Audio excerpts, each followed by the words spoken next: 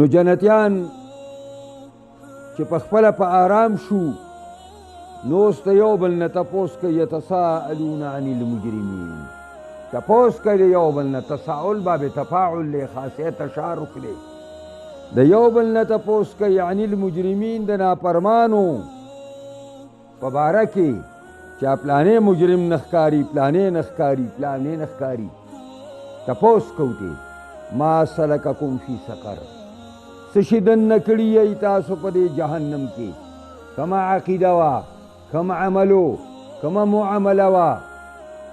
کم معیشتو کم معاشرتو کم سیاستو چې هغه تاسو کوو نن په جهنم کې پراته یئ دا مؤمنانو ته ښه پته ده چې کفار او مشرکان او منافقان ولې جهنم ته تللي خدا د توبیخ او زورنې دپاره نور یې خفه کوي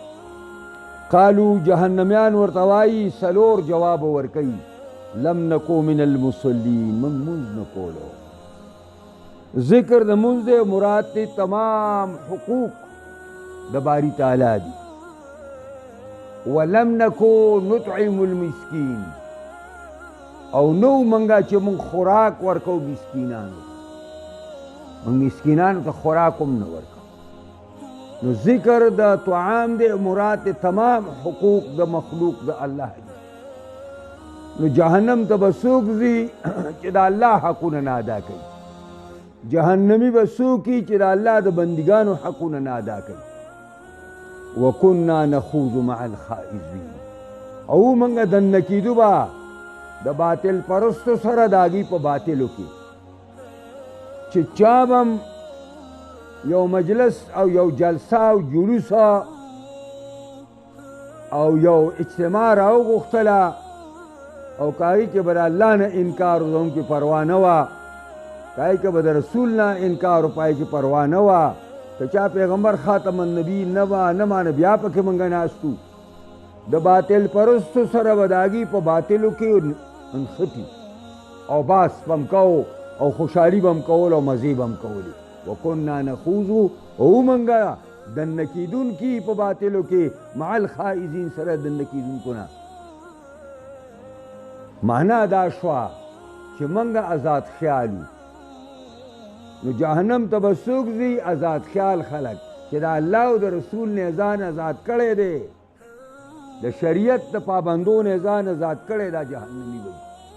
نمبر 4 وکنا نکذب بیوم الدین او موږ د قیامت ورځې ته دروغ ویلي د دوی پر ټولو ګناهونو کې لویه ګناه دا ده چې هغه تکذیب دی په ورځ د قیامت باندې او قرآن رستو کړه ولې کله کله یو شی خلک دې دپاره رستو کوي تعظیما له لکه صدر صاحب چې د درګۍ د جلسې دا ټول نه رستو تقریر کوي ولې رستو کوي پکار و چې هغه اول کړی وی تعظیما للصدر نو دا مسله په ټولو کې خطرناکه مسله ده چې انکار دی د ورځې د قیامت نه دا یې رستو دې دپاره کوه بیا جهنمیان وی بدقسمتي دا وه چې دا څلور غټ غټ کارونه موږ کول خطرناک او د توبې مکمله ونه شوه دا مسله ده چې یو سړي دونه ګناه کړي چې ځمکې او د اسمان دا نه ډک کړي که نه